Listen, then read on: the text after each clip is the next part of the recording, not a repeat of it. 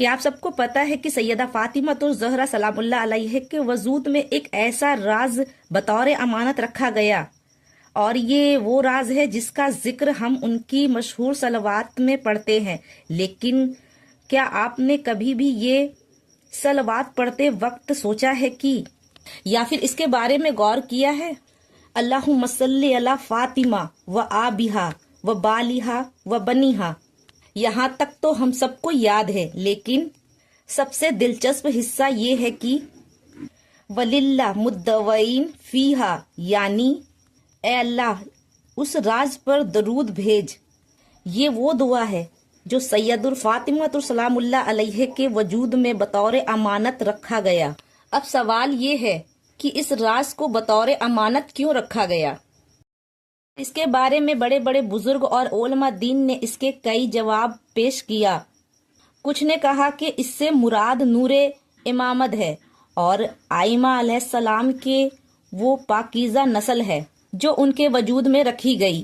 کے بارے میں مرحومہ آیت اللہ بہجت رضی اللہ تعالی عنہ کو خیال آیا، اس راز سے مراد امام مہدی، ان کا مقدس زمانہ اور ان کا وجود میں ظہور ہونا، جس کا حیران کرنے والی وقت ایک راز کی طرح پوشیدہ ہے۔ لیکن ایک اور طریقہ ہے جو ان سب کو جوڑنے والی کڑی ہو سکتی ہے، اور یہ حدیث مسرت سلام اللہ علیہ فاطمہ سے روایت ہے۔ حضرت امام جعفر صادق علیہ السلام نے فرمایا کہ رسول صلی اللہ علیہ وسلم جب دنیا سے پردہ فرمانے کے بعد سیدہ فاطمہ الزہرا سلام اللہ علیہ صرف 75 دن زندہ رہی، اور اس دوران بہت زیادہ غم اور دکھ پہنچا۔ تب اللہ نے حضرت جبرائیل علیہ السلام کو بھیجا تاکہ سیدہ فاطمہ سلام اللہ علیہ کو تسلی دے سکے۔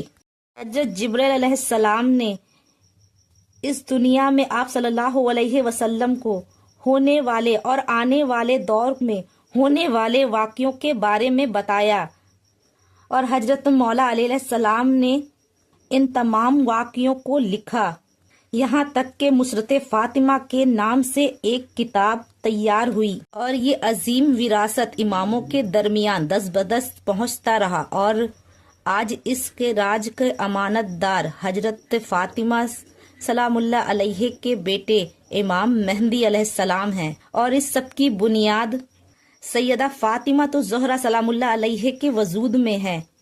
تو ہمیں یاد رکھنا چاہیے کہ جب بھی ہم یہ صلوات پڑھیں تو اس کی حقیقت کا ذکر، اور یہ صلوات اس کائنات کے سب سے بڑے راز سے ہمارا تعلقات کا ذریعہ ہے۔